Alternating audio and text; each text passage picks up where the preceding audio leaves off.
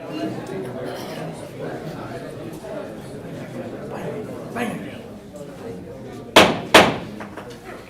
is 6:30. We'll go ahead and start the January 20th Regional Planning Commission meeting for the town of Atoka.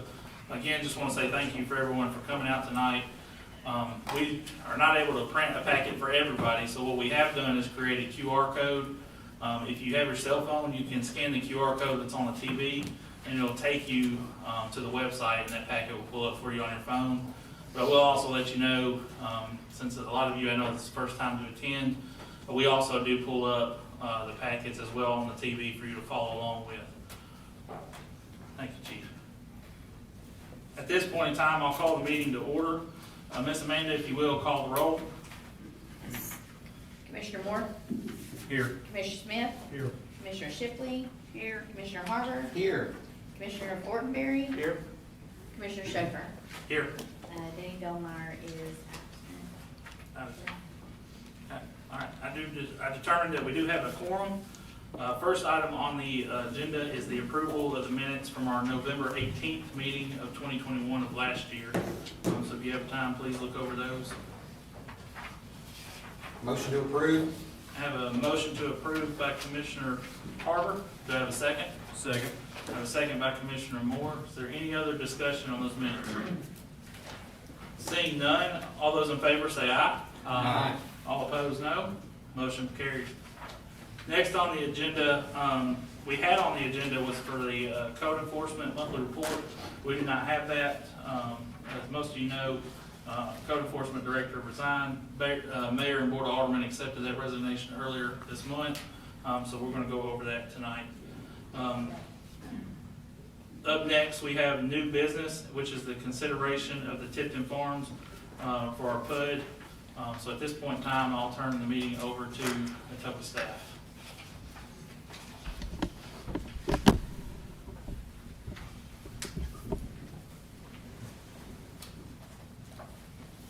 If I would, I'd turn it over to the applicant to provide a presentation, Okay. and we can go from there.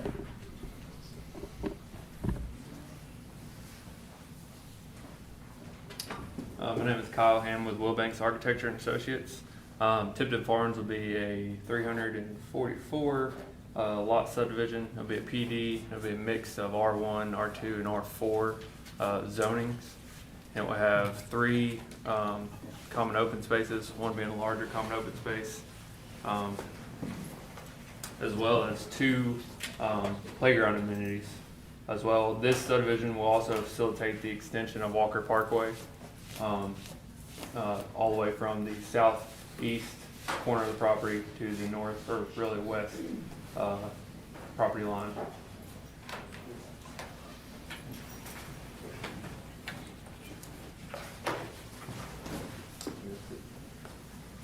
I think that's something else.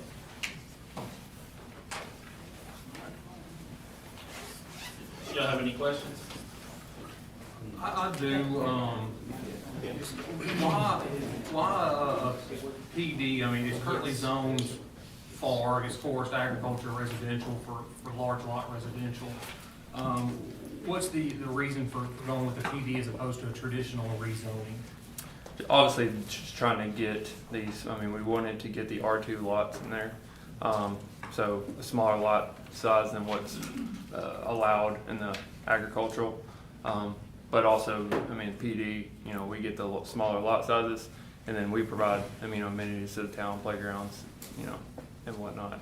But mainly just to get that the smaller R2 and R4 lot size availability, as with, you know, as well as a few R1s in there along Walker Parkway.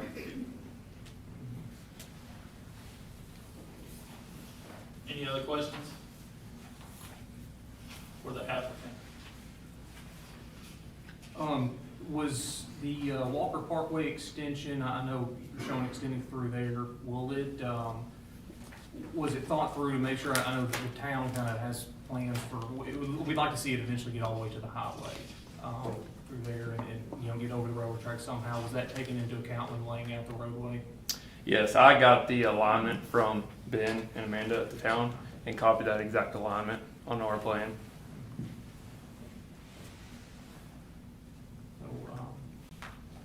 What, I guess talking about that too, is the roundabouts in there. I know that's a big thing here in Atoka now with the one that was successful, but here in this location, to me, that they just don't feel as necessary. I mean, we had a three-legged intersection that there was no other option. Here, you've got the main travel path is straight through for the most part, and the side ones will be pretty limited compared to what eventually Walker Parkway, we'll possibly see. What was the thought process there for roundabouts? Preliminary meetings with Amanda and Ben and Mark, we just kind of like the idea of having those roundabouts there rather than four ways. It's not something that we're hard fast on that we have to have them. If the town, planning commission or board sees fit to have those as a normal four-way intersection, we're happy to do that and change that over. We just thought it helped with the traffic flow, especially as Walker Parkway does get extended, to where the town would like it to be. We anticipated that Walker Parkway would be a lot more, highly trafficked road. So that's just something that we thought would help the traffic flow. So, and I remember from conversations about a year and a half ago with the railroad, we were looking at, talking about this, is how do we extend Walker Parkway? And essentially was told that if we want to, we need to show development on both sides of the roadway, or on the railway. So I think that was why the consideration of looking at trying to extend the Walker Parkway out to 51. No, I think it definitely makes sense. The town needs another east-west connector, and this is the one that, to me, at least makes the most sense to do. Just, like I said, you want to make sure it's done right and in the appropriate manner. Essentially, I think Miss Amanda was also present with it, and I think the mayor was too. He was here somewhere earlier. But we were looking at, how do we get funding? How do you get grants? How do you do that? And essentially, it was show us development. We're not going to give you funding to put a bridge over the railroad track if it leads to nowhere and it's just wooded. So I think that was part of the process anyway. Are there any other questions for the applicant? I'd like to hear what staff has to say, their thoughts on it, comments. Again, I don't know if is Ryan here or the acting as planner. I'd just like to get staff feedback from all departments, just on what their thoughts on it, any concerns, highlights, good, the bad, the ugly of it. Well, you have your comments from Orion Planning and Design. I believe you all have been distributed those. That they've done a review of the ordinance itself, the PUD ordinance. You have those comments in front of you. We have, pretty much we can answer any question directly that you have. If you have a specific question, Sure. Okay, question one, just to clarify for the record. This is not actually a request for rezoning. The zoning will remain FAR, and this is a planned unit development which was approved by the Planning Commission and the Board of Mayor and Aldermen, which is essentially an overlay district on the current zoning.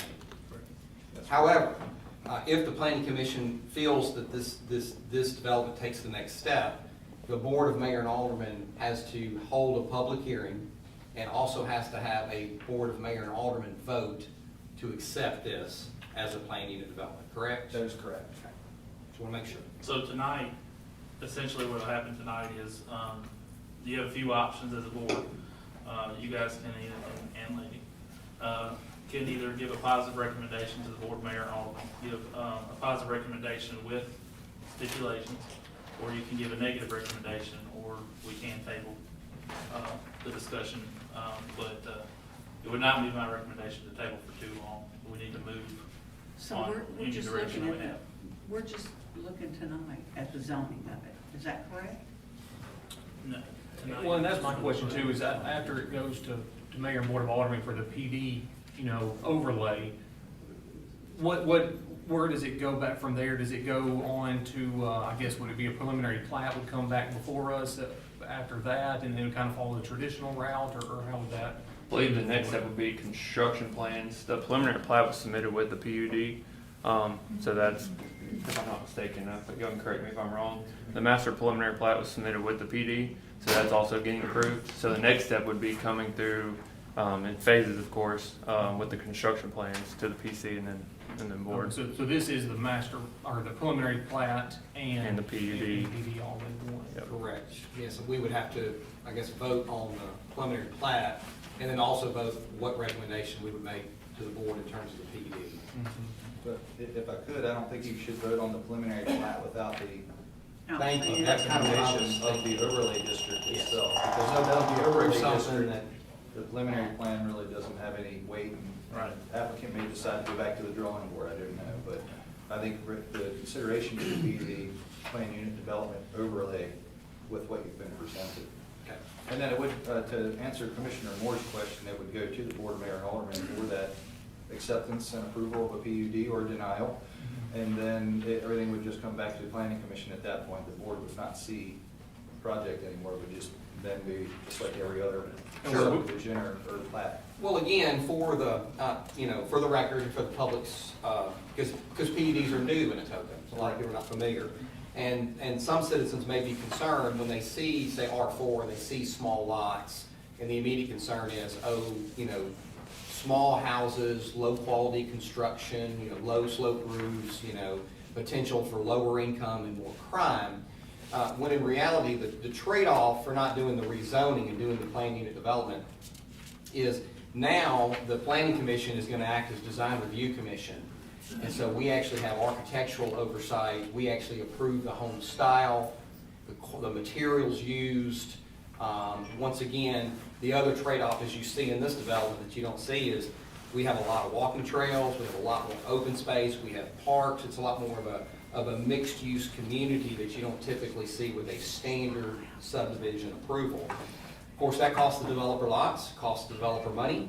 And then, of course, we get the oversight to make sure that basically quality homes are being built. And it's my understanding from Shelley, our previous planner, who really fought hard for the plan unit development, was there is a large market for single owners that work full-time. They won't take care of a big yard, but yet they make a nice income, or retirees, or even new families that don't have a lot of children, but once again, they don't need a big yard, but they're looking for quality. So it's not necessarily small lots equal crime, when in reality, the cost of those homes per square foot will probably be the same or even more. So, just a kind of a general, because there was a long process for the planning and development, just to get on the ordinance, and this is our first one. Well, when would we see that stuff? When would we do the architectural review? I mean, is So that there's some in supposed to this be packet, tonight? there's some already in this But packet. It feels lacking for what. Very we much see lacking, very much lacking, Before we could, yes. say that it's fully approved at that stage. Yeah, some of the main comments from Orion were, but essentially the only comments mainly were on the architectural details.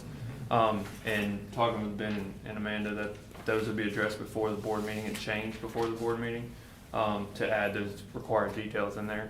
That was essentially their only comments.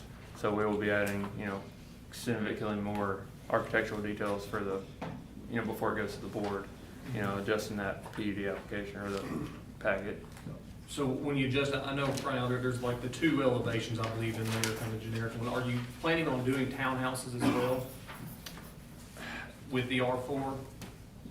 I believe so, yes. Yeah. So those aren't in there.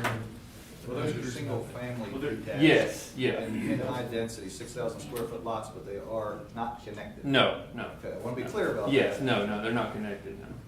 Keith? Turn your mic on. So this picture that we have of the houses, that's about what we're looking at for the houses that will be in there? Yes, ma'am.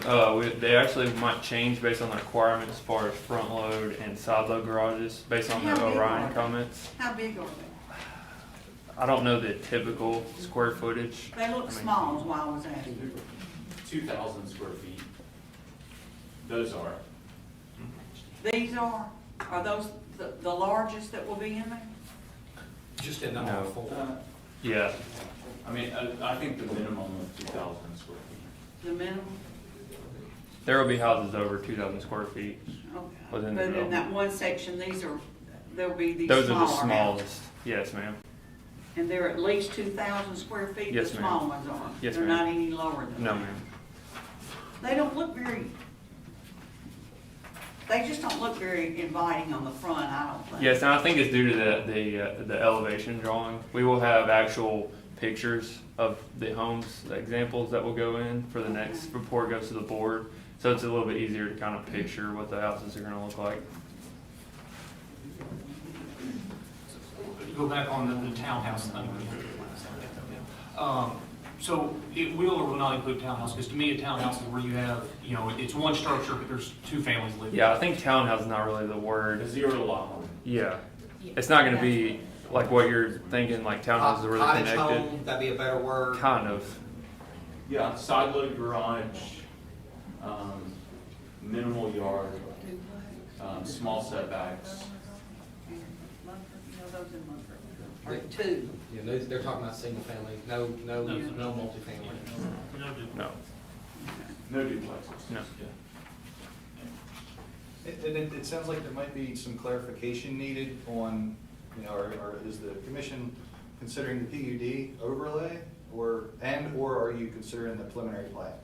I think what you're looking to consider is the PUD overlay tonight, then that would go to the board, and then it sounds like with the overlays and the garage construction and this front load, side load, and the other elevation changes, then that plan would come back to you all for that review for the preliminary plan. I did check with Ben for his, and I believe that's our understanding of what that process looks like. So just to be clear, plan unit development overlay application tonight. Okay, don't get lost in the weeds, okay?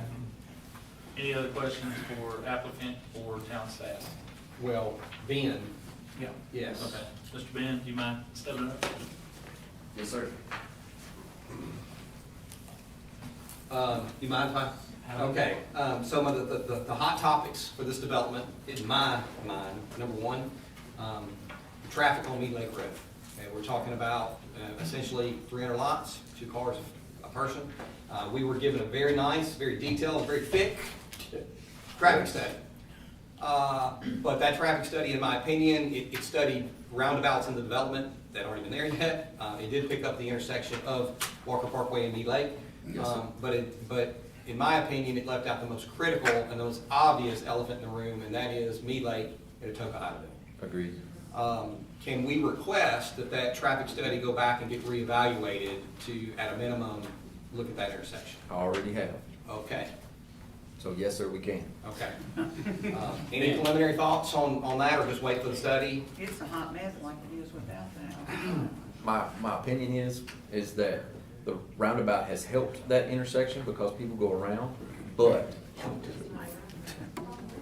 thank you, sorry. Better? Yes. But that intersection is still gonna be a problem because of the geometry of that bridge. You've got limited sight distance, it's coming down at a rate that you can't see very far, and it turns 90 degrees. So you're always gonna have trouble getting out in a gap at that spot. That said, it is a bridge over the CN Railroad on a state route. It will not be easy to ever change that without a lot of pushing. So we have to decide if we're going to, how we're going to address that elephant in the room, so to speak. So, and that's obviously not something that I'm gonna decide or Mark's gonna decide. We're gonna talk it over and all decide it. Okay.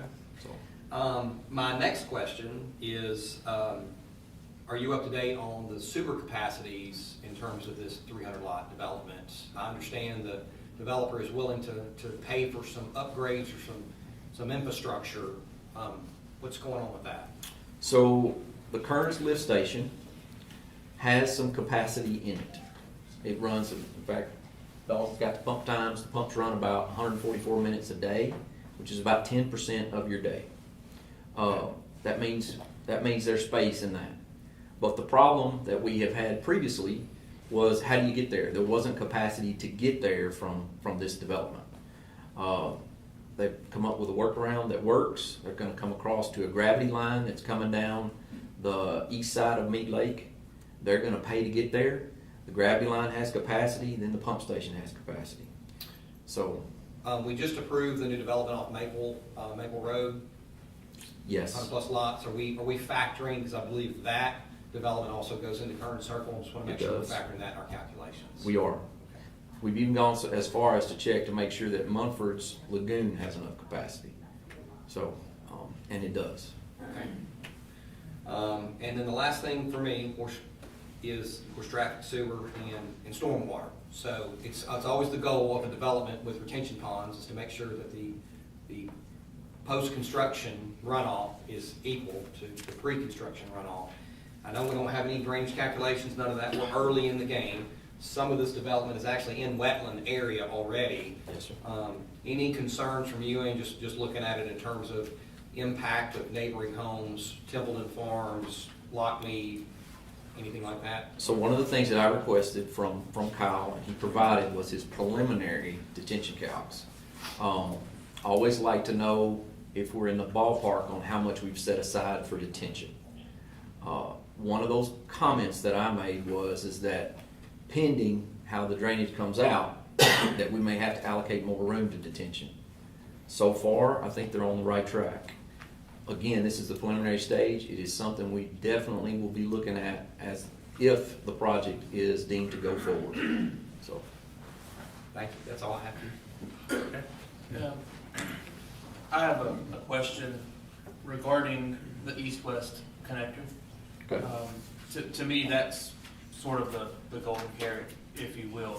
This helps us get east-west. And so that, to me, is one of the primary benefits if it were to move forward. But as I see it, Walker Parkway, we would take that through 2 internal roundabouts, come out the other side, and then that's how we would cross the railroad. Am I correct? That is correct. Okay. And so I'm thinking long-term, the east-west connector is gonna be driving basically through a residential neighborhood. Is that something that we love, or is there a better way to do that? It's something that it's not something we love, but it is something that Walker Parkway has always, or at least since I have been involved with the town, been designated to cross the railroad and get to 51. So, especially west of 51, it has been intended to be more of a collector street or a larger 5-lane section. You know, west of Mead Lake. West, I'm thinking west of CN Railroad. Oh, west of the railroad. I said 51, didn't I? Yeah, let's don't write that down in the record. So west of CN Railroad. It's also expected probably to be more commercial on that side. In the residential side, I don't know that we want it to be that big, and that's one of the reasons that we talked about with Kyle and Mr. Green about putting in the roundabouts. You get traffic flow, it never stops, but it also gives you traffic calming in the neighborhood where we're going to have sidewalk, we're going to have bicyclists, and we expect, if this thing moves forward, we expect, kids to be riding their bikes down to the splash pad, and they'll be taking Walker Parkway. So we don't want them going real fast, and that's why we thought the roundabouts made sense.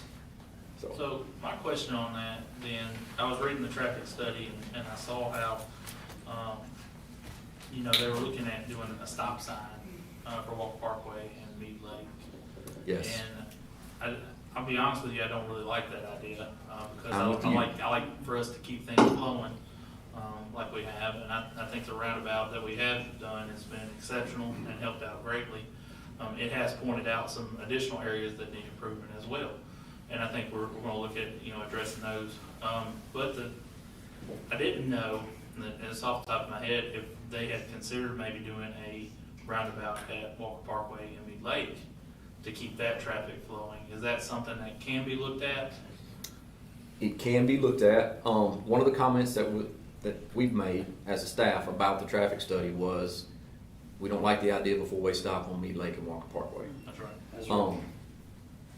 That said, there's a couple different options, and since we just built a roundabout in Atoka, we know what that costs.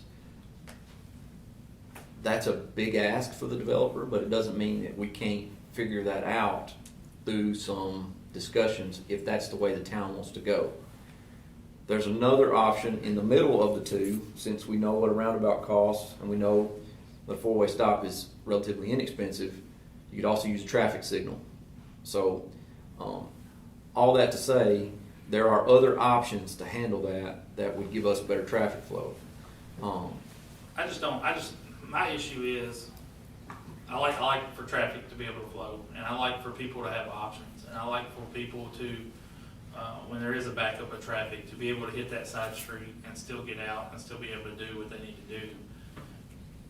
And previously, this town, we have cul-de-saced the living snot out of every subdivision, and we do not have those. And so I know that's been a big priority of mine since getting on this board, is to quit doing cul-de-sacs. And I appreciate y'all only putting one in here, and I understand why it's there, or two, I'm sorry, in this one, and I appreciate it, like I said, because I want these to be able to connect, because I want traffic to keep going. Can we bring that intersection up on the screen? I don't know if we actually have any. Ms. Amanda, can you? We don't have that packet, do we? That intersection. Actually, Walker Parkway and Mead Lake. Pull up. I think pull a concern of mine, Pull up Chrome. Commissioner On Chauffeur, is the- there's some homes in that area. Yes, sir. And I'm not sure, once again, we'd have to determine kind of how that's gonna impact. Yeah, and that's why I'm asking. I'm just trying to think of ways that we can look at Yeah. getting traffic to continuously Houses on grow, multiple just sides. to go. Yeah, that Yeah. intersection has houses on each corner. Right. Some of those houses are closer to the intersection than others. We did a little bit of looking at that. There's some driveways that would have to be taken into consideration. There's some more fitting that could be done, and to see if we might get something like that in there. So like I say, that's not the only option. You know, there's traffic signals, there's four-way stops, there are other methods to handle this than just the roundabout, even though the roundabout is a good one, so. And even though, you know, I hate with a passion the Mead Lake and Atoka intersection. I've hated it for years, and I don't understand the logic that went into it when it was created, you know. But at the end of the day, I can't wave a magic wand, and we're dealt with the hand that we're dealt with, and we're gonna have to find a way to work around it. Because like you, I don't see the railroad going in there and fixing that, and so we have it. So I'm just kind of looking at ways for us to get back to 51, it's not over that, so. Any other questions? As far as getting back to 51, I have one more follow-up question on that east-west connector there. Do we have any indication on what's on the other side of this plan development?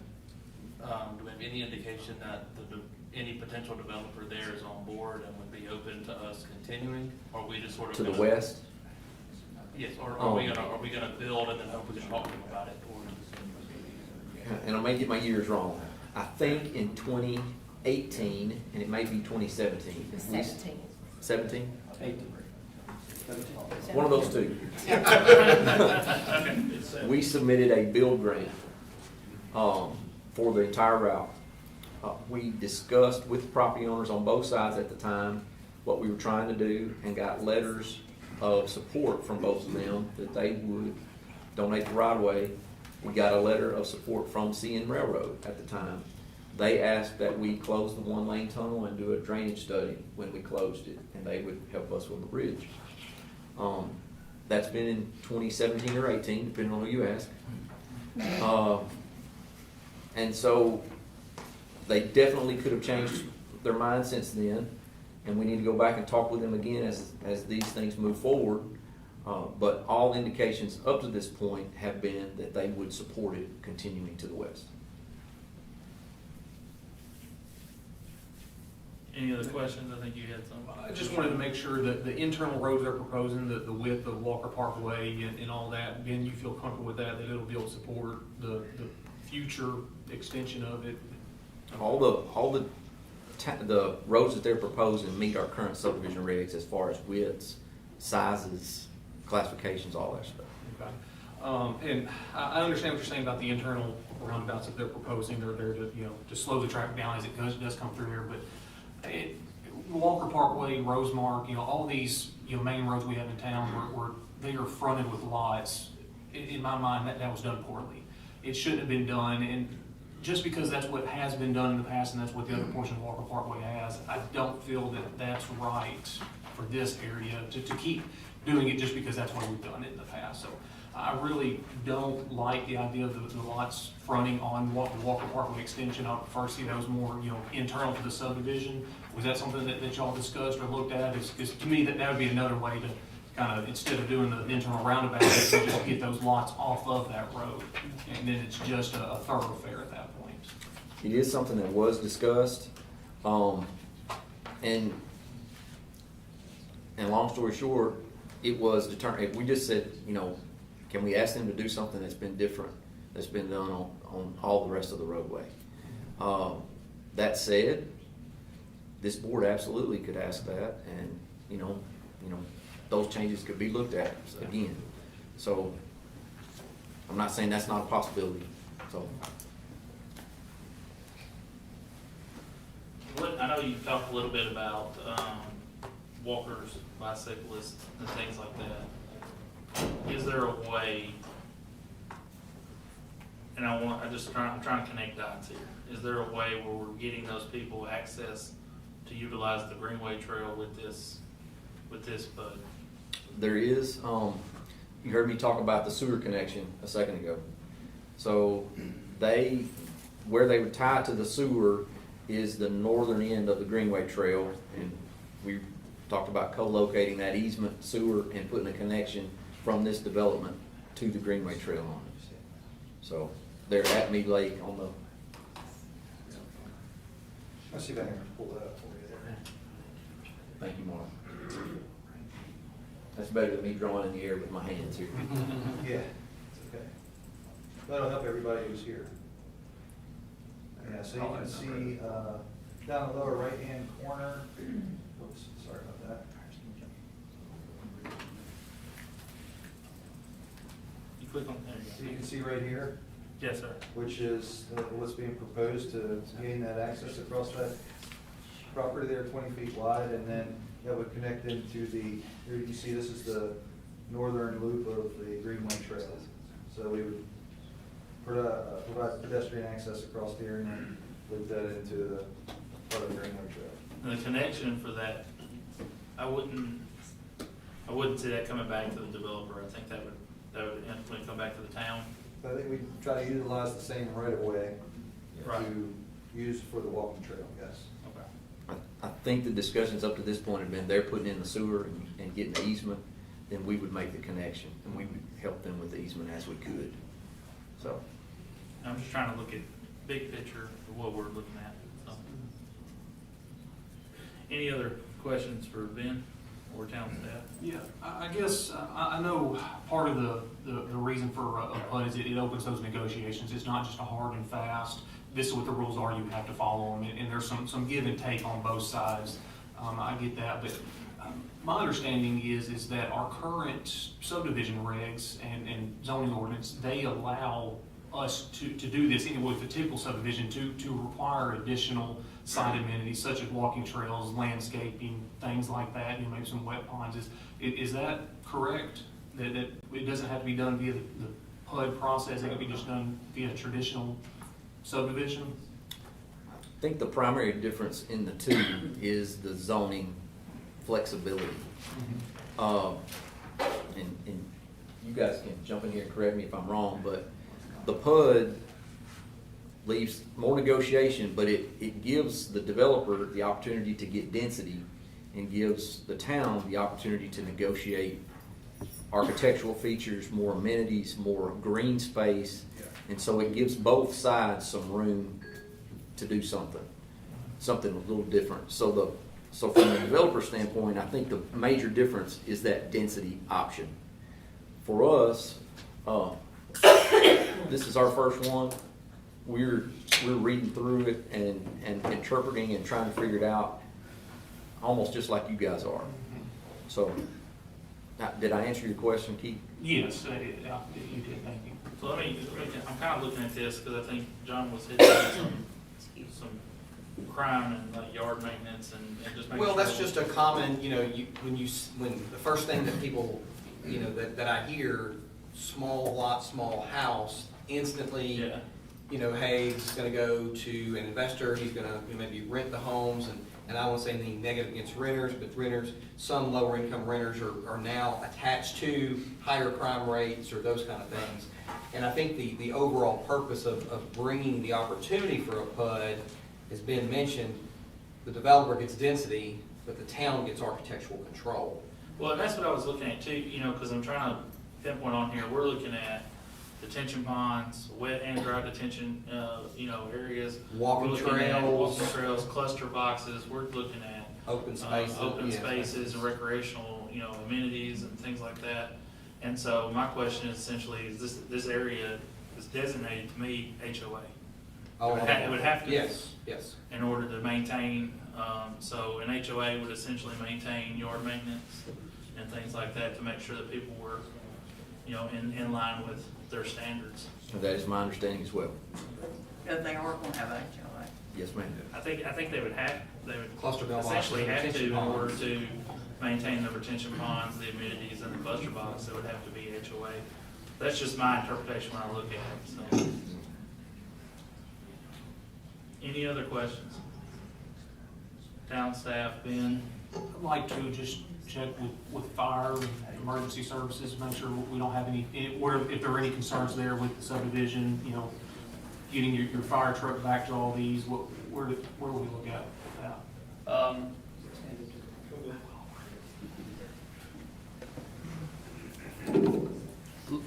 Reviewing the packet and reviewing the PUD, a couple of concerns that we have in the fire side is just with the lot sizes, with the setbacks. You know, when we start looking at smaller setbacks, we're looking at a bigger problem for us because at that point, if we're looking at a 5-foot setback, we're looking at 10 feet in between residences. If a fire is going to start, it's going to jump and it's going to run fast. And what we're going to end up looking at that point, instead of one house on fire, we can look at 3 houses on fire. We can look at 5 houses on fire just because of the density of that. So that's one of our main concerns. But, you know, once again, it's going to go back to what type of zoning that is. And when you look at the big picture, as far as the roadways, it meets everything in code where you have your 2 entrances in and out. One of the things that I like about it is the fact that we're only looking at 2 cul-de-sacs instead of 8, you know, because that creates a problem for us with the apparatuses, with turning around. We're not looking at closed loop or dead-end water mains. We're looking at an open loop system, which is good for the homeowner. Plus, it's good for us because that means we're going to have a good water supply if one's needed. But like I said, one of our big concerns is just with the setbacks, with the density on it. Bill, is there a recommended setback, or like from your perspective, we need at least X? Does that answer exist? My subdivision where I live now, I have a 15-foot setback, 30 feet between houses. I like that. In the PUD, and this may not be your question, but in the PUD ordinance, I know that some municipalities, when they're doing smaller homes and smaller setbacks, are requiring those homes and just those homes to have a residential fire sprinkler system, which is really, just so you know, it's only about $5,000 a house. It's about $1.25 a square foot. Gone up a little bit, PVC went up this year, so believe me. But I didn't know if that's something under the PUD or within, if it came down to a yes or no vote, on recommendation, that's something that we could enforce as part of it's not really design review, but. Could consider that as part of condition of approval. Part of the approval. I don't know. Or if, recommendation to the board for. Yeah, if the fire code covers that, as far as the building code, it would require, for those close proximity of homes to have a sprinkler. I don't know the answer to that. Bill probably could answer. Concerning residential sprinklers, back in 2000, I want to say 12 or maybe 15, it was moved into the International Residential Code concerning residential sprinklers, and I believe when we did pass the IRC, that was actually omitted from the passing. Okay. So it would have to go in front of the board, the mayor, board and alderman, in order to create an ordinance to put that back in there. For just certain setbacks. Correct, Yes. and that would be very favorable for the fire department. And if that was something that we were looking at doing, we'd actually like to be able to include townhomes in that, because that was taken out by the state, because the Builders Association started looking at townhomes differently, and they didn't want to get into that fight, so it would be something definitely worth the conversation. Back to a comment about access and having the two access, I believe we have the requirement that once you're over 55 lots, I believe, or 50, somewhere in that Yes. range, then you have to have the two access. The initial phase is we'll only have one access and it'll have 84 houses on it. Are you okay with that, with the access that will be provided for that until that, I guess, second phase gets built with the second access? So when we look at the fire code and we look at the appendices which we adopted as a town, inside of Appendix D, it talks about fire apparatus roads, and that's where we start talking about. If it's a planned development and it's a phased development, as long as the intent is there that it's going to continue on, then yes, we're good as it builds itself out. We had a situation with another subdivision a few years back where that second means was stubbed into one property where it was said that the wife didn't want to sell that property. The other one was stubbed out to where the current owner wanted to farm it. So with that, it could be 10, 15, 20 years, if ever. So at that point, as the code official, I have to take that into consideration of whether or not that's actually going to be something that's going to continue on. With this PUD, with the way we see it laid out, being built in phases, and even the one that we had just approved over off of Maple Woods, phased, once again, it's going to build out in the different phases, but as it's built out, it's going to continue to have those means of egresses in there. So that gives us the latitude, knowing that we have a legal intent that it's going to be a continuation where then it's approval. So I guess I'd have a question to the applicant is, you started talking about doing phases. What's the timeline we're looking at for you to complete construction, start construction, complete construction on phase 1, 2, and 3? That'd be more of a developer question. I mean, obviously, it's gonna be as soon as possible, as soon as we can get through the construction, approval process. I mean, the initial phase 1 construction probably, I mean, it's really hard to say the timeline. It's gonna be as soon as possible. I mean, we're gonna keep it, in line. It's not gonna be a big break, but, I mean, I would think start construction, hopefully this year, maybe again next year, and then, however long it takes, to do that, go through phases. I would say, Maybe a question would better be, once you receive final plan approval, right, how long yeah. to build out the 344 homes? Yeah.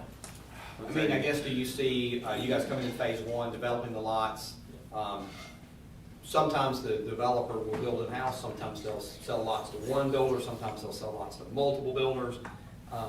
And then basically, once those lots, say you get 80% sold, what they're trying to do is recoup their investment of the land purchase and then start phase 2. I don't know if you know that answer or not. I mean, I think that would be kind of the route that we would be going. So, I mean, it's gonna take some time, for sure. right, you've got to recoup your initial land cost and improvement cost, get some of that money back before you. But the sooner that we can get phase 1 done, the sooner we can start phase 2. Okay. And this may be preliminary if approved in the question that I mentioned, and that may be the answer going fast or slow. Are you looking to sell to multiple builders or do in-house, or do you know yet, or?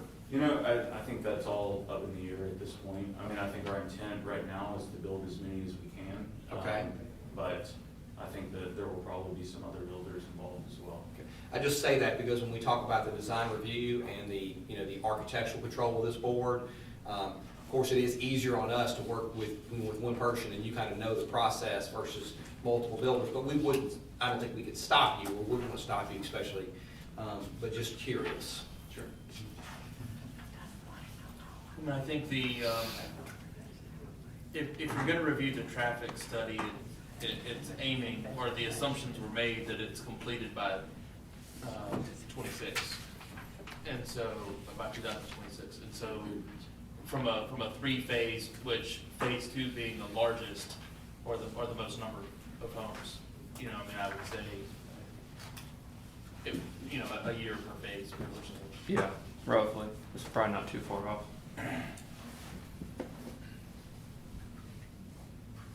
Any other questions? I want to get your thoughts on the lots fronting Walker Parkway extension and consideration for, basically flipping those to where they would face away from that, where they would back up to Walker Parkway instead. That way you wouldn't have a driveway every 150 foot on both sides of the road. And that was discussed with Amanda, Mark, and Ben as far as having the driveways and what that would look like. Ultimately, it came down to the space it would take up to not have those lots fronted on Walker Parkway, and the amount of lots that you could possibly get in there with the streets that you would have to add to get in there, and also just the look of having a road where your residential backyards are basically backing up to the road. It wouldn't match what the rest of the Walker Parkway currently looks like. You have house frontages on Walker Parkway all the way down. And that's another reason, as Ben mentioned, the purpose of the the roundabouts with traffic calming to try to slow that traffic through there, because those lots are fronting on Walker Parkway. But it was discussed as far as what it would look like having a driveway every 100 feet or so. Obviously, it's not ideal in a perfect world, but it just made the most sense to have those frontages on Walker Parkway. We also did discuss putting a pull-in, an extra pad in the front yard to allow for, if someone pulls in, so that they can then reverse out and pull forward onto Walker Parkway, as opposed to anybody trying to reverse onto Walker Parkway. Yeah, all those lots will have basically availability to turn around, basically, so you won't have any rear, people reversing onto Walker Parkway. And we have some homes on Rosemark Road that face Rosemark Road, but actually have alleys behind them where they actually access. That may or may not be a compromising situation. That was discussed. We did discuss that. Ultimately, it came down to who is going to be in charge of maintaining that alleyway, whether it's going to be the town or the developer. So ultimately, that was decided, to go against that route. But it was discussed. Try to figure out how that could work. So can you answer me this question? It might be town staff, I don't know if you did it in particular, but I can vaguely remember in 2018, there were some plans for this area, and again, I don't know if that was you or town staff knows. What is the difference between this recommendation and what was brought before in 2018? Can y'all kind of provide some insight on that, or need some time to look at it, or? Because I know it's different, It is but I just want to, The guy that had that plan sit right here, if you want to ask him what the difference is. he might be the one. Is that, I need at least 2/3 approval from the board. Would that be okay with bringing him up? Yeah, I have no problem with that. Would you be okay with that? I agree. Would you like to speak? We're just kind of saying, you brought forth a development to a different board that did not get approved in 2018. I'm just trying to see what the difference is between that one and then what we have before us today, kind of some insight, because I know we were. Well, the first thing is there's 108 lots difference. more. More in this one. And per your staff recommendations at that time was traffic. And it's duly noted here in your minutes. It was turned down for that. It was turned down for lack of sewer was another one. We didn't have the answers. I think Mr. Lidsinger gave it an F on the traffic on it at that time. I know the roundabout has been put in at that time. The PUD was not an option at that time. Right. So I will say that. I personally like PUDs. I So built was PUD. the sewer, did we have that, like, the 20-foot sewer and access easement, was that considered or no? No, not to my record, not that I remember. Okay.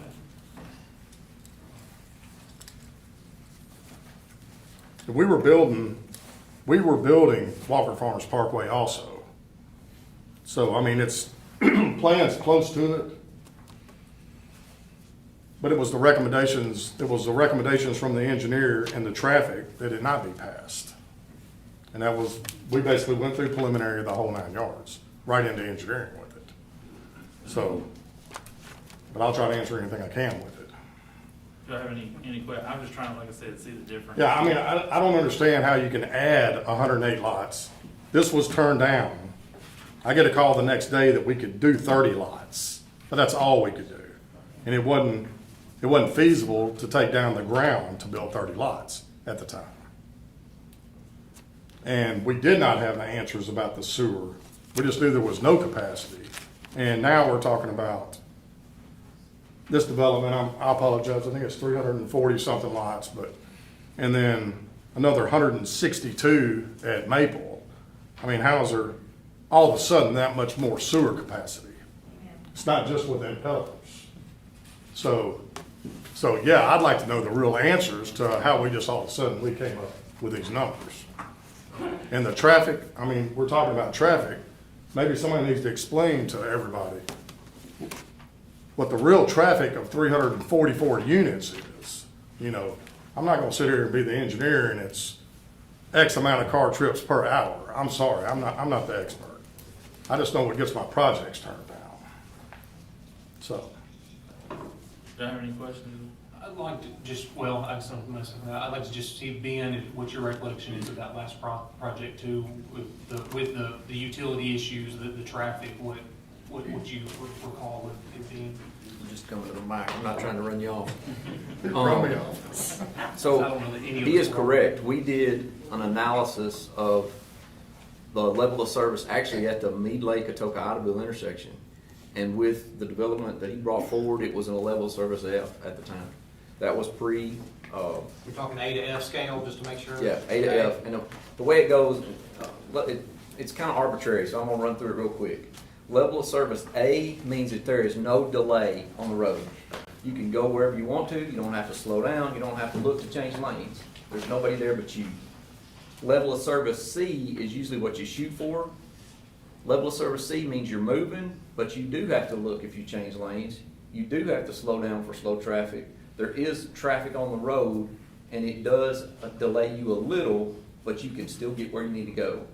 Level of service F means that there's a lot of delay, that you're not going to be able to get a gap and get out of a side street.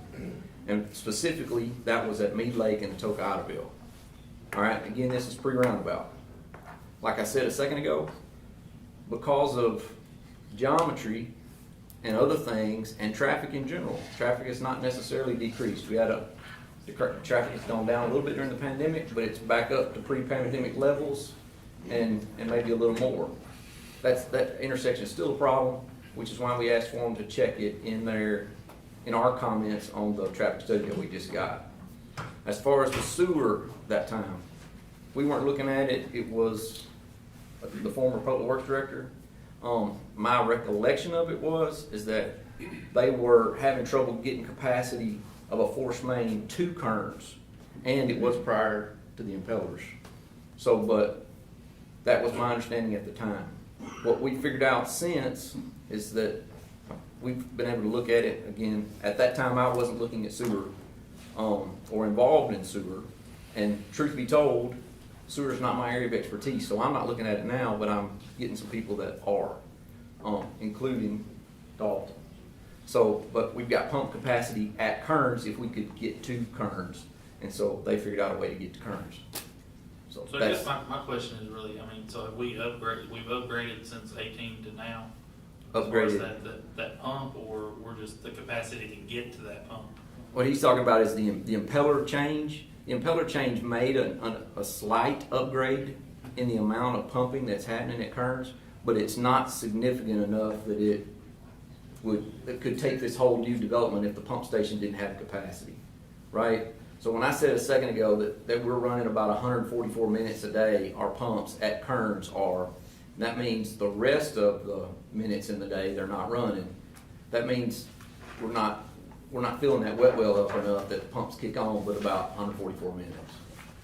So that's what we're using to say, we think we got space if we could get there.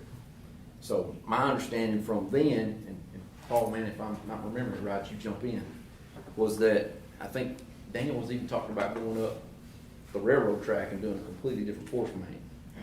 So, That was not an option for us. yes, I know it wasn't an option for you, but that was, at the time, we were talking about how to get sewer out of there. So my understanding was it was a force main issue. I don't recall us even talking about the capacity at Kearns because we didn't think we could get to it. So, And with this one, they've already get to it. yeah, they found a way to get to a gravity line that has capacity in it and come down that way. And they're willing, that it's off their property, but they're gonna buy an easement to get to it, so. So with this, are we trying to get people to not take Mead Lake Road and Atoka intersection? Are we trying to get more people to go down Walker, hit Rosemark, go the roundabout, and then go down Atoka? I mean, is that, I mean, you know, is that what we're trying to do in order to keep the traffic flow to continuously happen? Is that what we're trying to do?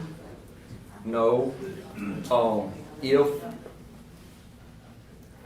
y'all drive Mead Lake, it's much easier to come off of Tocataville and head south on Mead Lake than it is to go north. Yes. Yeah.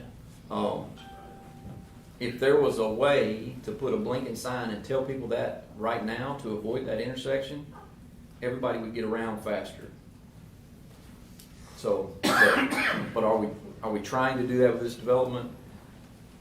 No, we're just trying to deal with the traffic it generates. So, Any other questions? Do you mind if I ask Dalton? Not sure. Director Patrick, I just, once again, we've got the engineer's opinion, but from the town of Atoka's, we asked the fire department, but from the public works department, I just kind of want your thoughts or your concerns, or, you know, just want to give you an opportunity to speak to this board. I mean, we've done, you know, Tom and I worked. You might come to the mic. Step up to the mic.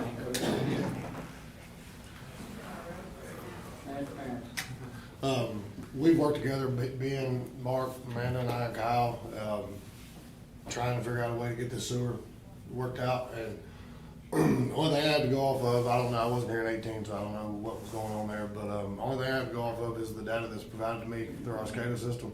And those numbers say it'll work, so as long as they say it'll work, I mean, it's only 10% of the day is what it's running out. So I'm all for it as far as if is the sewer gonna work, I 100% believe it will. How many homes is that service? 10% of that? Oh, I have no idea. I mean, it could be, it's everything from. 300?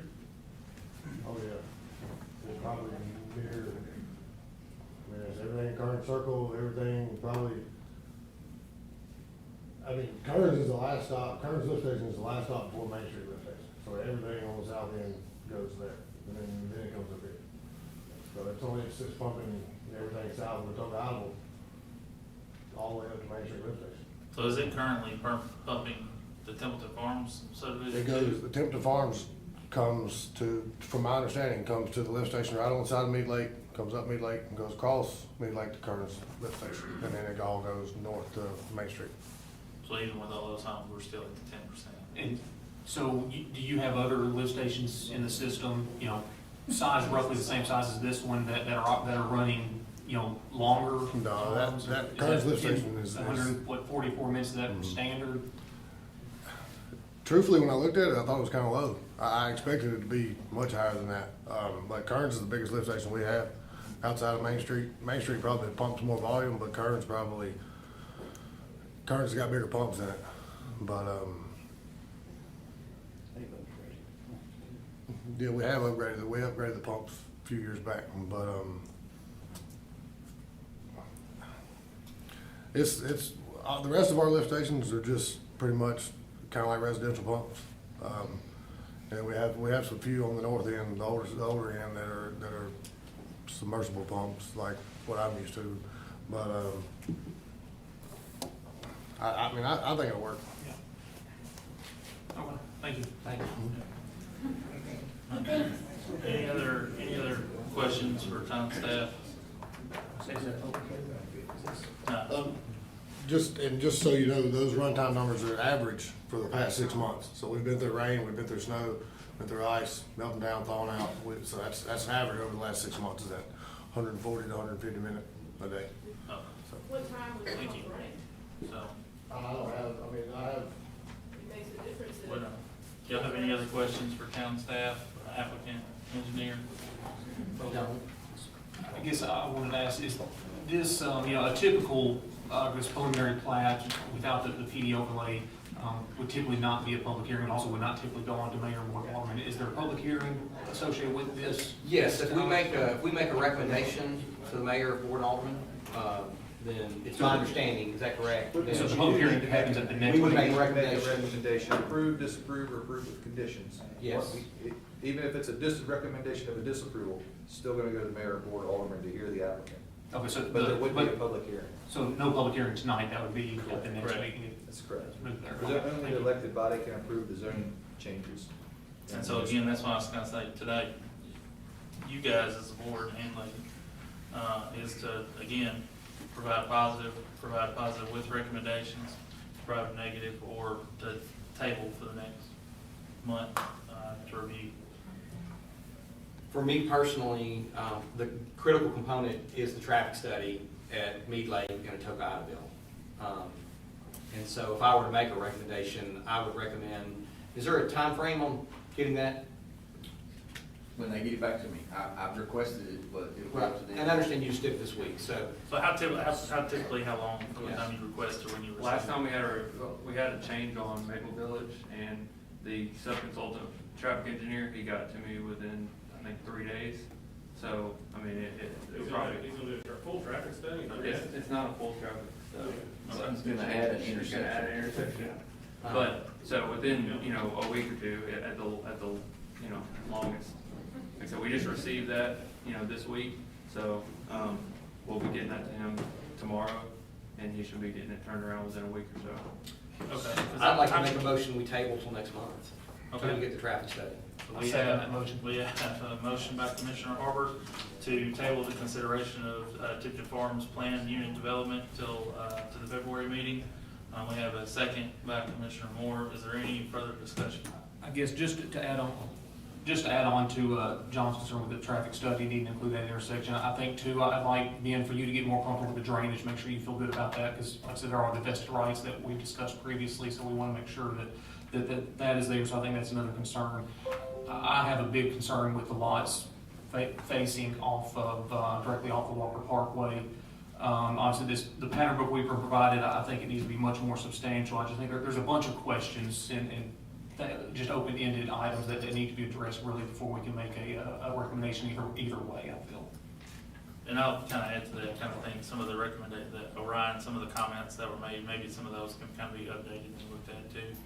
And again, just to not cause undue expense for the developer, I think the way the process, Mark, would work is if it comes back and the board makes a recommendation to the board, and then the PUD gets voted, approved by the mayor and board, it will come back to us. And I think at that time, he would spend the money to make those changes.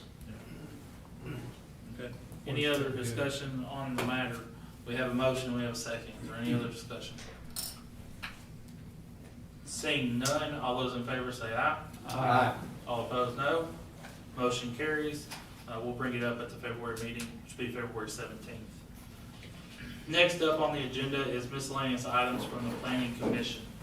Is there any miscellaneous items that you guys wanted to discuss or talk about? I know our code enforcement is no longer here, but I don't know, Amanda or Mark, if y'all have any update on the air serv and asking them about the fence and stuff? Is there any update there? I believe, there's been some contact with them, but inconclusive at this point. Wasn't Casey gonna look into that? Yes, ma'am. Did you look into it, Casey? Yes, ma'am, I did. We approved it as is. And approved what, I guess, are you talking about the site plan or the building? I'm sorry, permit? I'm so sorry. We issued a certificate of occupancy as is. So that's our They last were- bargaining they were chip, basically. It was an unconditional CO. Since they've moved in, they've added a Connex box, which I understand those have to be permitted. Should be. I have an accessory permit, and we do not have a permit on that. And that would be completely separate from the CO that was issued. I mean, Yes. if they are not in compliance due to another issue, Yes. obviously that's, but when, you know, there is a request, and then, you know, when they ask for the, you know, CO. And they got it without And going they through got that, it okay. without it being conditional, there is very little that we can do other than ask very nicely. Okay. And I will say that was part of the issues. I know myself, when Shelley was here, we met with the owner of the property and worked out some agreements, for him to do even after the CO. And So- I did take a look to see if there was any case law. I mean, obviously, the statute doesn't really help us. Our own rules say that, you know, when we do a CO, you know, that we speak through our orders. We speak through these COs. And the way that we spoke was that what had happened had been acceptable. And that as it was on the day that the CO was approved was acceptable. And how did he get that CO? He asked for it, The and it former was, building official provided it. and it was approved by town staff. Okay. All right. Mark, can we look at our file just to see if there, I don't wanna, you know, there may be a permit on this Connex spot. Can we just double check, see if we've got anything on record? And if we don't have anything on record, what would be the next steps from? We just should have a violation letter, they need to submit for a permit, have it reviewed, placement, et cetera. Okay, It would be very similar to every other violation. Okay. That, any other type of violation. Thank you, Casey. Any other miscellaneous items from the planning commission? Seeing none, hearing none. Next item on the agenda is citizen concerns. So if we have any citizens that have any concerns, please step forward, state your name, address, and then you'll be given 2 minutes to state your concern.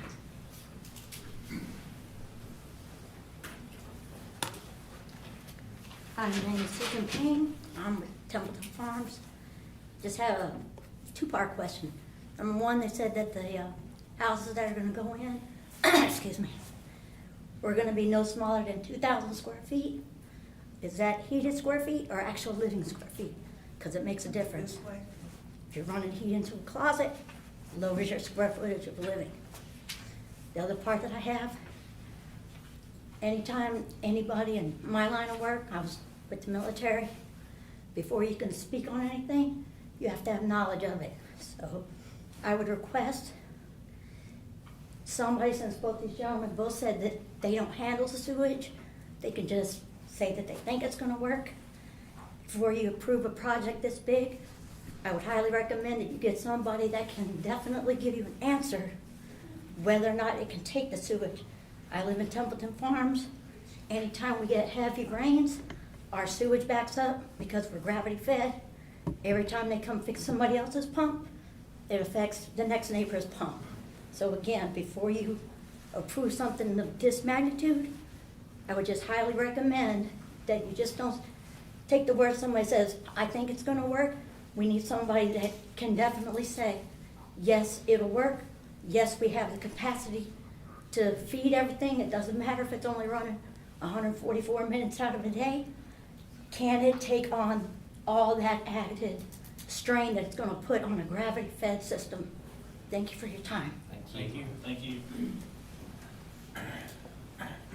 Any other citizen? Again, just state your name, address, and then we'll. I'm Keith Richter, 124 Smithers Avenue. I have a couple concerns about this new development that we discussed tonight. The first one is a good chunk of that is marshland.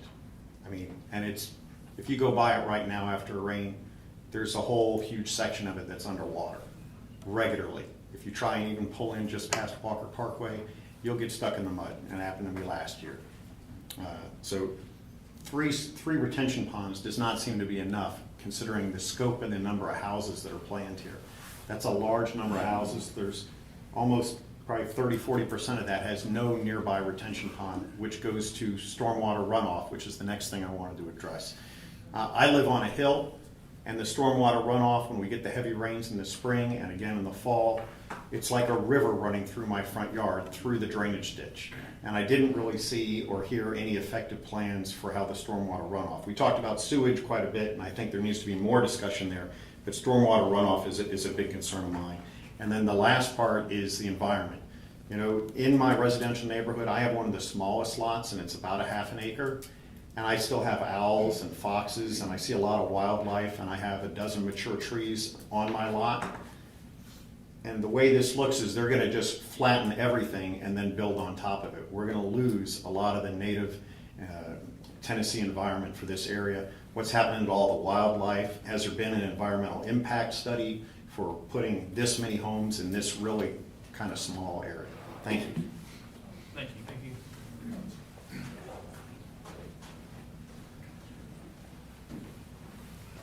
Again, just state your name, address, and then we'll start at 2 minutes. Scott Cooper, 447 Julian Drive, Tipton Farms. Thank you, guys. I'll try to keep it short real quick. Lieutenant Bill Scott took care of some of the stuff. Guys, we kind of need to step back and take a break real quick when you look at this. Obviously, looking at this, nobody has a clue what's going on. And I can state for Tipton Farms, every time it rains, you guys are out there pumping all the time. Our infrastructure cannot handle this. This gentleman's a developer and trying to get, how many lots you say, Wes? A few less anyway, let's say 100. If we didn't have the infrastructure then, we don't have it now. Grinders or whatever, I kind of look at this stuff for a living too.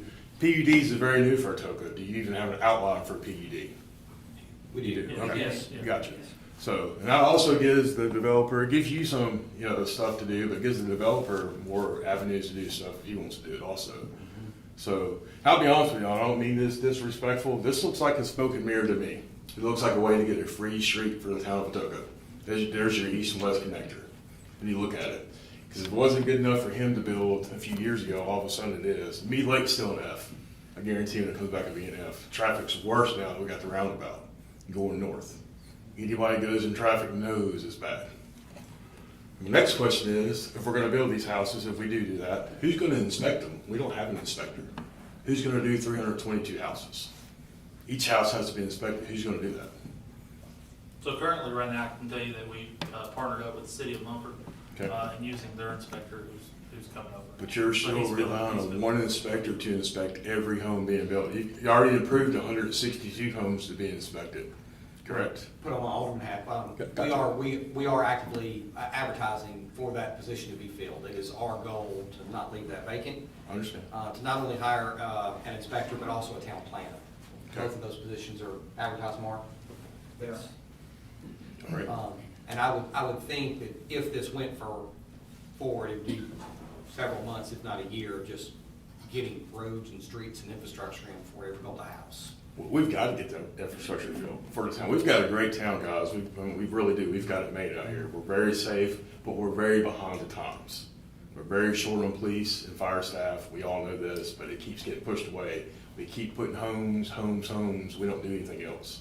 So I'd like for you guys to take a break, put this on hold, and get everything together. Get the sewer together, everything that we need.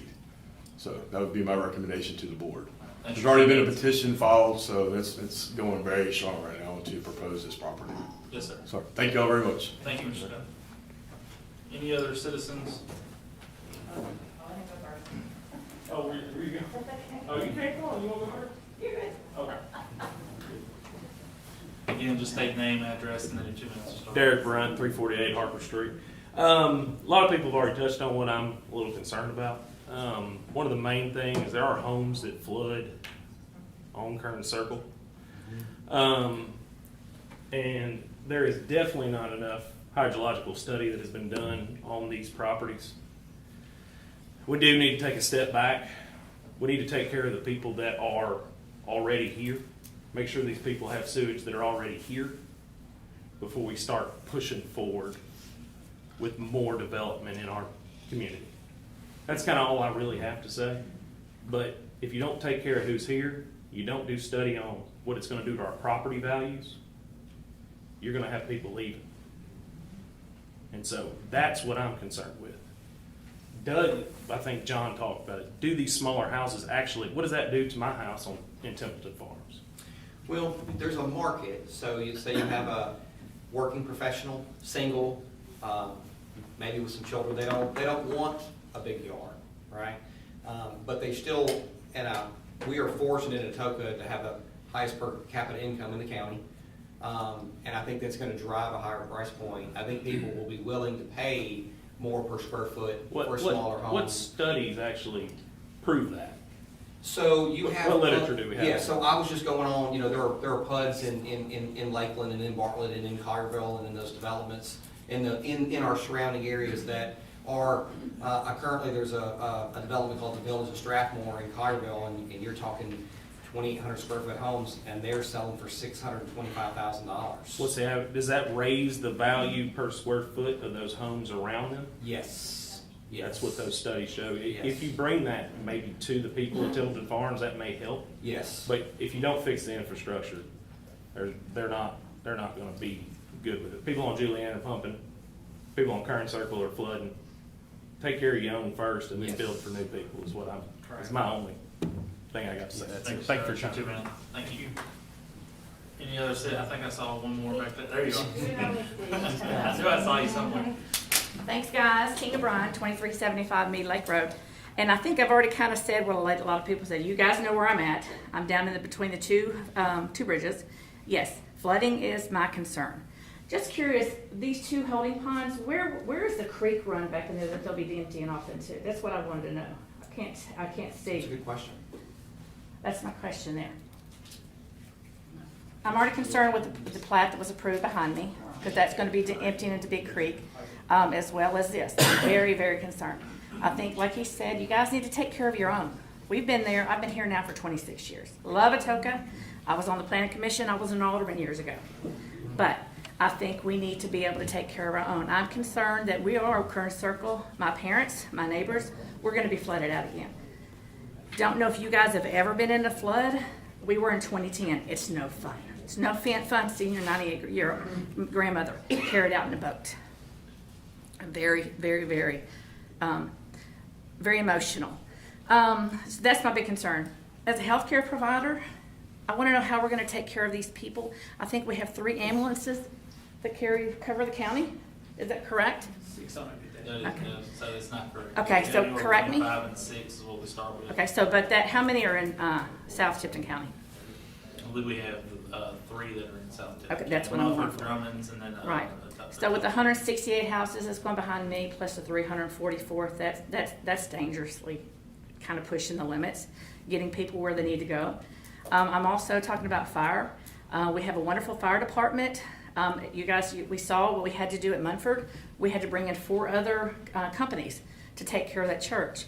We're going to have to continue to do that. Also with our police department, we don't have enough police to watch what we have already. So those are my concerns with this. Now I need to ask a question, maybe to you guys. Now that Mr. Wallace is gone, what is being done with that property across from me with all that concrete there? That's a mess. And I understand the state's been involved in it. Now that Mr. Wallace is gone, I don't know who to talk to about it. But my concern, he's waiting on approval for something to plan. And he may be able to push that over that ditch again. That concerns me. That is demolition concrete. And to my understanding, when I spoke with the state, it will float. So what happens if he continues to put that in that creek? It's going to knock down the new bridge you just built. So I need someone to give me some information on that for sure, because it's been time consuming. It's an eyesore over there. And he continues to put concrete stuff over there. I know you've all seen it. If you come down Mead Lake. So I'd like an update on that. I'll answer that. Yeah, I'll check with TDEC. I believe he was in touch with Mr. Brazil from TDEC. Right. So, the best thing I can give you now is I'll have to follow up with her. Okay. See where it stands. I appreciate that. The regulatory authority was with them on a particular issue, because I think the property owner was trying to improve some of the stream banks. Right. He probably was going about it the wrong way. I can't say for Absolutely. sure, but I'll have to circle back with her to find out. Because I know when I did talk to the lady there at TDEC, she said that if he would have gone about the right way and got a plan and approval and dumped out the correct rocks like you guys have done on the bridge, it wouldn't be a problem. But what he's got down there is demolition concrete. It's got rebar in it, and it's got everything else in it. Ms. Tina, have you Yes. provided contact information to town staff? The town staff, Rex, was working with the state I mean, like TDEC. Mr. Moore from Miscellaneous? I wouldn't think that I would have to if Rex was working with them. Is that also To a let property them know. maintenance violation? The concrete piled up in the yard, I'm asking. Maybe. But I'm just thinking. I haven't looked at it. Okay. I spoke with them. Ms. Tina, it's just, I want them to be able to make sure that they can contact you once he does have Absolutely. answers. Mark knows how to get me help. I know where she is. He knows where I'm at. He's come down there. All right. One quick thing, he did I know Daniel Feldmayer had followed up with the gentleman, and he said he wasn't moving anything until he got approval or disapproval from the state. All that concrete that's sitting there. So, I don't know if he said anything to you, Amanda, but that's what he told me. I'll get back with you. I appreciate it. Thanks, guys. Thank you. Appreciate you. All right, it's getting close to my bedtime, so. Mine too, sir. All right, just name, address, and then we'll start your 2 minutes. Yes, sir. Brian Williamson, 36 West Scottsdale Cove.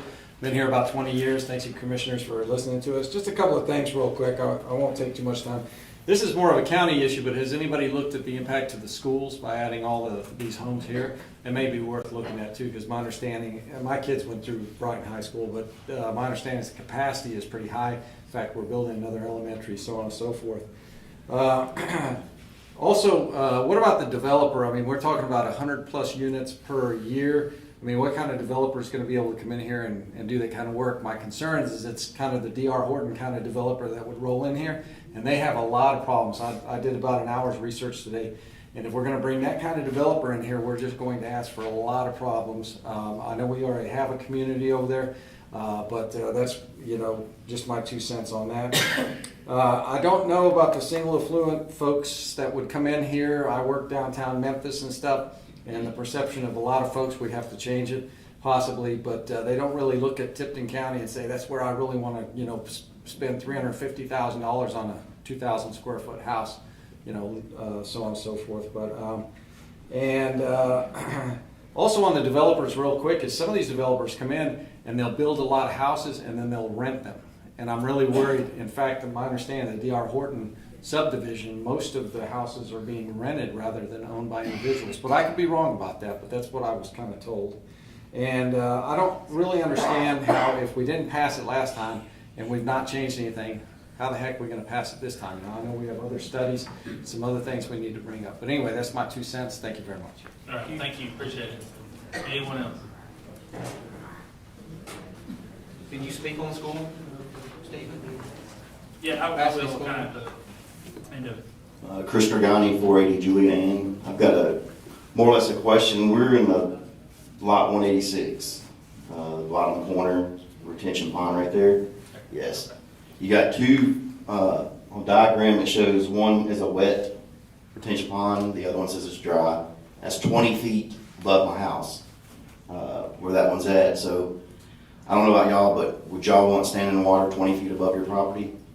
Because we get a lot of rain, we see flooding back there. My backyard turns into a river. The next door neighbors turns into a river. The road will go to a river. The planning for the drainage and stuff, it's not looked at. I guarantee these guys have not been back there on a heavy rainstorm that we've had. We've been there since 2020. We built that lot on that lot right there, and the first summer we were there, we had a pretty good rainstorm. It was flooded the road from curb to curb, river running down the street. So I can only imagine what we're going to get, because we get all the rain from behind us, from the subdivision, or the houses behind us. The field back there runs along the side, and that retention pond right there is scary. I don't know if you guys would like to have one behind your house, but I don't. And then like it says, I believe that one says, is it dry retention pond? That one says dry. And then there's another one that's not colored, and they call it a wet retention pond. Yes. So which one is it going to be? So, Mr. Ben, would you be enough to explain the difference between a wet and a dry? Yes, I'll make sure I don't wear these glasses for show. So the one in the corner he's got marked as dry. Right now his drainage is preliminary. Okay, so he's done a big rough analysis and sized these ponds. They're not final yet. He's got a lot of design left to do. But the difference is a dry pond, it fills up when it rains and then it eases out. And the purpose of a detention pond is like, well, what happens when you develop anything, right? So the creek, and when it rains, it kind of, we call it a hydrograph, but basically the water gets deeper, it peaks, and then it falls off. All right, so when you develop something and you add more rooftops and you add more driveways and you add more hard surfaces, you get more runoff faster. So the detention pond is designed to catch the difference between what it is now and what it is after the development. So it catches that and then lets it all slow so that the top number where it comes up is never higher than it was to start with. Where's it draining to? That hasn't been determined yet, and it'll be right there somewhere, but, In my yard? but right specifically, it'll be. They've got labeled there as a dry, and the other one is wet. Right. So the wet ones are gonna be holding water. The wet ones will have a base elevation and then storage above that, and so they'll all have water in them. The wet ones will have water, but then maybe fill up, and I'm making something up right now, 4 feet over that, and then drop back down to that base elevation. A dry one will be grass, fill up, and then go back to grass. So, but the details that you're asking about, where does it drain to, he hadn't done those yet. He will, they'll have to be reviewed and approved and all that. When they get that approved, is it, since they're two different, labeling two different things, is it gonna be, well, either or we want this one to stay dry, or this one will be wet like the other two? Well, what he's telling you right now, and Kyle, you can jump in here and tell me different, but he's telling you what he intends for it to be. A wet. So he's planning for, this one says dry. Dry, okay. This one he's got labeled as wet, and that one is off the top of the page. It's dry. Dry. So it looks like he's planning for this one to be a water feature that you can see from the roads, but this one is gonna be dry most of the time, unless And the then, way he's got it planned. now if you go down to the, scroll up, the next, they got a label right there is wet. The top one is wet. No, you go to the next page. He's got the same pond label different. Ben, yes.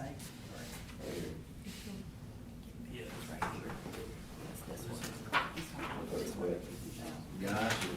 Yeah, so we're gonna have to, he'll have to make up his mind, we'll have to talk about it.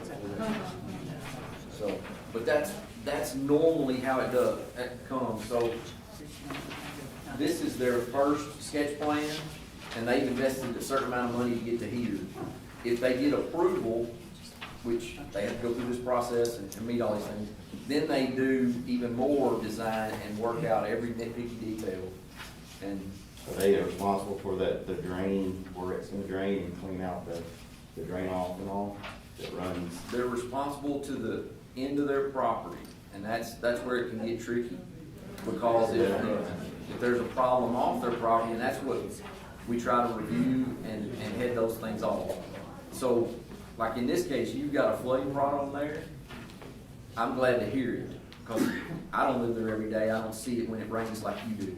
And Ben, just add on, I think, yes, they're responsible to get it from their property, because they can't get on your property to do Right. anything without your permission. Right. But us as a town are responsible to look at what the downstream impacts would be as well, and if those are adequately addressed. So that's where we need to make sure that they've done all their checks and balances on that. He said that way better than I did, thank you, sir. Thank you, Mr. Thank you. Yes, sir. Bill Anderson, 452 Beverly Drive. And I realize these houses will bring about $10 million into the coffers of Atoka. That's very good. My problem is 350 homes. My computer says that's approximately 2 vehicles per home. That's 700 cars. Between 6 and 8 in the morning and between 4 and 6 in the afternoon, there could be as many as 500 additional vehicles on the road. Now, from what I see here, there's no direct exit to 51. There's no direct exit to Rosemark. There's no easy, if you put 500 cars on Rosemark at 6 o'clock in the morning, you're not gonna get your kids to school. And if they're gonna be working at the Ford plant, they're gonna go down Atoka Idaville Road. Can Atoka Idaville Road hold 300 or 400, 100 additional vehicles every morning? Also, where's the bus, and I understand the school district is county. Where are the additional buses gonna come from? How are they gonna get into that area at 7 o'clock in the morning? How is the fire department gonna get in there if it's all traffic jammed? And I'm gonna go back and say that we don't have Chinook winds like Colorado, but the homes that were there are similar to what is being built here. It took 15 minutes to go through 400 homes that were like this. Now, I don't know if the houses, the exteriors are brick or vinyl. I'm guessing because they're so cheap, they're going to be vinyl. That's not fireproof at all. I'm speaking earlier, but I don't think they'll be vinyl. Okay. It's a mixture of brick and side hardy. But I'm just saying they're close packed. Yes. And I heard the chief say they may have problems. Why isn't there going to be a fire station put in there? In that area? I don't see it anywhere on the plans. And again, I'm involved with a little church that had a little fire a couple of days ago. The fire hydrants were frozen. Are you people going to ask them to upgrade the fire hydrants so they don't freeze? So Mr. Bill, that's your 2 minutes, but yes, all those things are looked at and are considered as well. We do, every meeting, I know we talk to Lieutenant Scott and bring him up here, and I know that we are very concerned about, are our first responders able to handle the plans that we approve, so, that's it. Thank you. Hi, my name is Kaylee Oakes, and I do not own property in Atoka, but my business is Hometown Realty, and it's located at 10620 Highway 51 South in Atoka. As a realtor, I am definitely for we need more houses, but this is not the solution. We need smaller built houses. This is not the solution. You can ask any other realtor here, and there are a few of us, and this is not something we are okay with. If you live in Tipton Farms, I would be seriously worried about your property values. The 2,000 square foot houses, whether heated or not, that they're talking about, just because they're a higher square footage, if you have a 2,500 square foot house in Tipton Farms, that does not raise your property value. We don't compare a 2,000 square foot house to a 2,500 square foot house. Usually it falls within a 300 square foot range, higher or lower, and an appraiser can also share that information with you and let you know that. So if houses are selling for $200 a square foot at 2,000 square feet, it's not going to be the same for a 2,500 square foot house. But if you build smaller houses near these bigger houses, that is going to hurt them, because people go, what's going on over there with these smaller houses by my nice house on a half-acre lot that's almost 3,000 square feet, and right down the street there's a 1,500 square foot house that probably will have some vinyl siding on it and a teeny tiny yard. That's not good for the town of Atoka. And again, while I do not live here, I grew up here, I'm a product of Tipton County Schools, and this is not what this city needs to develop and grow. Again, infrastructure is huge. When I show homes here, people have that question, because it gets out, well, what about these roads? What about Atoka Idaville? What about the roundabout? Just keep those things in mind. I'm sure there's a group of realtors that would love to talk to the town or be some kind of advisory committee to this, or any other developer that may want to develop homes in the area. We are very knowledgeable about what people are looking for, who is moving to this town, and what they want. So just keep that in mind. Moving forward, there are some great local builders who I think could develop some great neighborhoods here, versus us having outside investors coming in that are more so building houses that they're selling to outsiders to rent as investment properties. That is happening in some of our neighborhoods, and that's not good for those that already live in those neighborhoods. Thank you. Thank you. Thank you.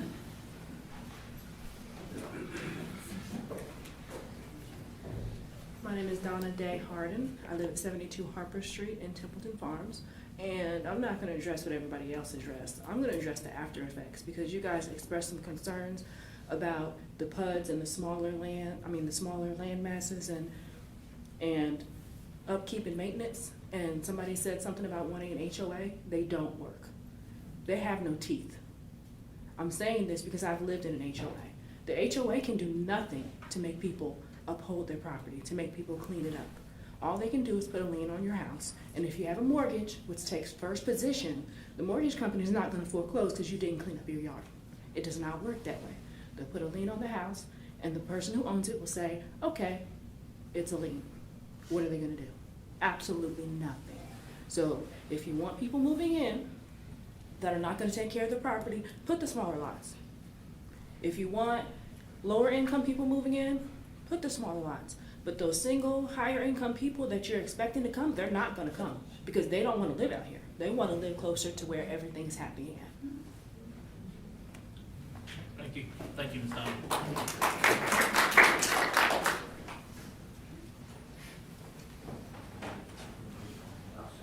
Hey, how y'all doing? Brett Cohan. I live on 465 Julian Drive. My wife and I built here in '08, and you know, we built because we knew the size of each lot, kind of what the aesthetics were of the homes, and this actually spits in its face. So this is not, we don't want boxes behind us to have to go up against what our property values are. Outside of, you know, talk about sewer and water runoff and all these different things, a week ago I could smell sewer when I pulled in my neighborhood. So obviously the existing stuff isn't working. I know my neighbor that spoke just a minute ago, Chris, he's got the water runoff, it'll come across. I've seen the water get to the middle of the street on both sides with about 2 feet, you know. So there's a lot of issues that need to be addressed before we look at this. And I know I speak with all the people I know in my neighborhood. These boxes they're talking about putting up, no. If that's what's going up, I promise you, I won't be the only one putting my house for sale and get it out before it gets built too far. Thank you, Mr. Brett.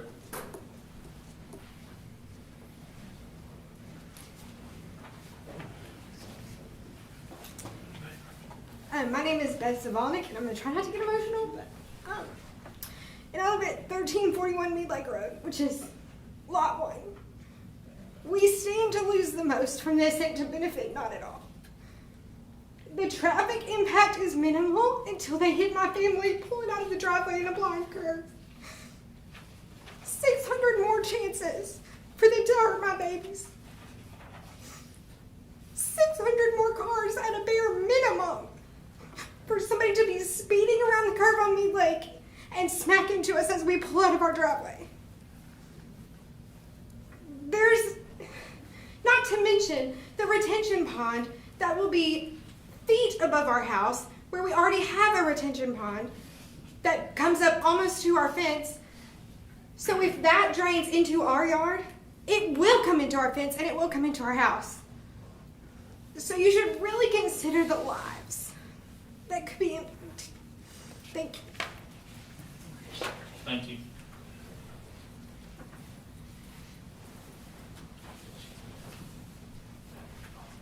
My name is Kaylin Garganti. I'm at 480 Julia Ann.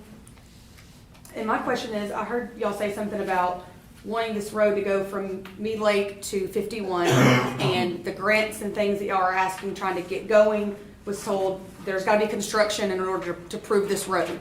So my question is, this thing that they're trying to build here, when I'm looking at Walker Parkway that they're trying to build here and where it's going to go, my question is, the people that own the land that it's going to have to go through, because we've looked it up and it's all owned by the same people, do we have their permission? Because I would like to know that if that's the plan for that road and that's why this neighbor is going there to get the grants for the road, have we even considered talking to those people, and is that a plan that far ahead? Because I'd hate for that to get built and then that road can't complete and now that got done and pissed a lot of people off for nothing. Is Mr. Wayne here tonight? Yep. I know in the past, do you want to speak on that? Right now, I don't have any plans to develop any of that. Okay. That's on down the road, if any. Thank you, Ms. Kelly. Thank you.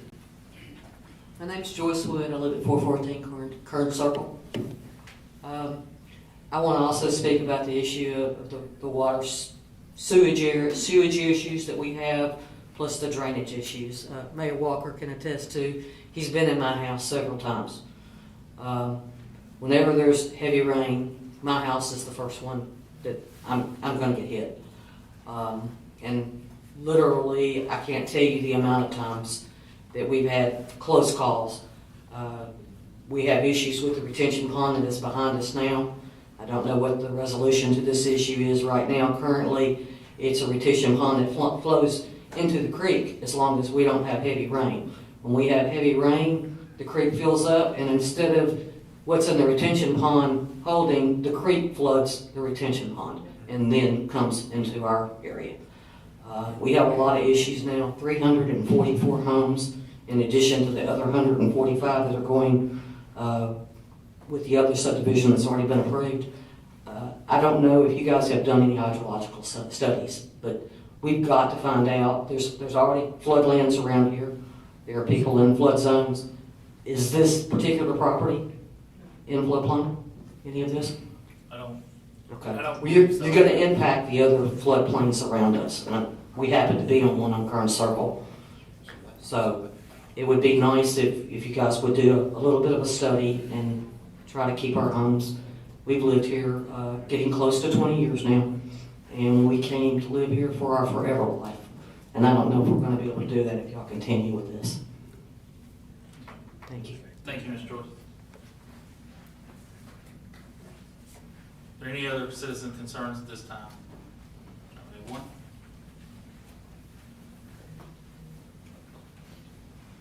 I'm Nathan Fryer, 67 Carson Cove.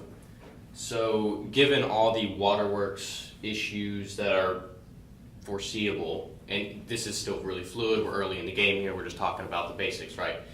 But even if we do manage to figure out a perfect solution for all of those issues concerning flooding, sewer, other utilities, this plan with this many houses just looks like a developer coming to Atoka to make a quick buck. If we're going to attach this new subdivision to an existing one, it needs to be to the same standard in construction, in property value, in lot space. I see no reason why a developer, other than profit, would come in and just slap in 300 lower quality homes and lots on an existing neighborhood. And so I agree with the real estate agent who spoke, that would likely, in my little experience, lower the property values for those people. And my parents are looking to move soon, once my brother graduates, because this isn't our home. It's been a great town. Like, it's my favorite place I've lived so far, a military kid. I wouldn't move back to any of those other places. The only reason we're moving, we don't have family here. So the quality of the town we have right now will attract people. But if this is how we're developing in the future, and this is the standard we're going to set, that's going to scare people away. Thank you, Mr. Mayor. Is there any other citizen concerns at this time? Seeing none, the chair would entertain a motion to adjourn. Motion to adjourn. We have a motion to adjourn. Do we have a second? Second. We have a second. Without objection, we stand.